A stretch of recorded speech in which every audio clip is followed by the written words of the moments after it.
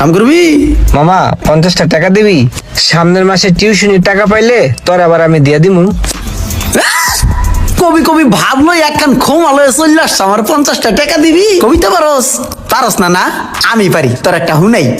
কবি কবি ভাব নিয়ে 50 টাকার জন্য হাত পাতিল নীলজ্জ বাহায়ের মতো, নেই কোনো মান সম্মান। সে আর কেউ নয় আমার বন্ধু শিক্ষিত তুই রুমান। মামা এখনো সময় আছে, এই পথ এখন ফের পড়ালেখা বাদ দে। পড়ালেখা করে মামা কিচ্ছু হবো না, কিচ্ছু হবো না, কিচ্ছু হবো না। কাজে আনার সময় স্টান আমি দেখতেছি এক বেটা রিক্সা চালায় উচ্চ শিক্ষিত, জালমুড়ি বেছে হেই বেটা উচ্চ শিক্ষিত। তুই একদিন পড়ালেখা করে জালমুড়ি বেছি, আমি তোর কাছে জালমুড়ি খাম। পর পর পর যা 50 টাকা না দাঁড়া দিতেছি। এই দেখ মামা বান্ডিল বান্ডিল 50 টাকা লেগে আইছে। এইলা 50 টাকা যা দিলাম, দোয়া করে কানে টিকটা কইরা।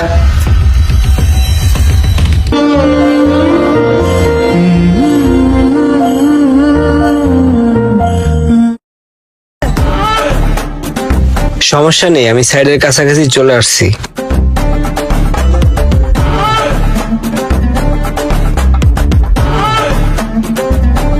কন্ট্রাক্টর সাহেব, তো কাজের কতদূর অগ্রগতি হইল?